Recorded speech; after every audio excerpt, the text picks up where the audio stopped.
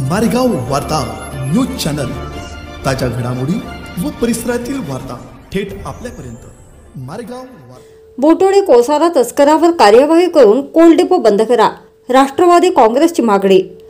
मारेगाव हद्दीत कोळसा बोटोडी गावाजवळ मोठ्या प्रमाणात अवैध कोळशाची तस्करी होत असल्याने कारवाई करण्यात यावी या मागणीचे निवेदन युवा राष्ट्रवादी काँग्रेसचे जिल्हा उपाध्यक्ष मबिन शेख यांनी वडी पोलीस उपविभागीय अधिकारी गणेश केंद्रे यांना दिलेल्या निवेदनातून संबंधित बोटोडी कोळसा येथील कोळसा तस्करावर कार्यवाही करून कोल डिपो बंद करण्यात यावा अशी मागणी केली असून चंद्रपूर जिल्ह्यातील एकोणा खदानमधून येणारा कोळसा यवतमाळ जिल्ह्यामध्ये दररोज हजारो ट्रकने कोळशाची वाहतूक होत असते।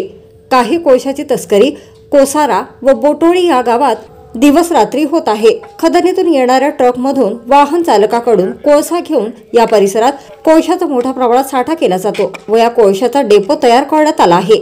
वडी शहराच्या चारही बाजूने कोळशाच्या खदानी असल्याने कोळसा तस्करीचे प्रमाण वाढलेले असून मारेगाव हद्दीत कोसारा बोटोडी गावाजवळ परिसरातील कोळसा तस्करांवर लक्ष केंद्रित करावे आणि मोठ्या कोळसा तस्करांवर त्वरित कारवाई करण्यात यावी अशी मागणी केली आहे।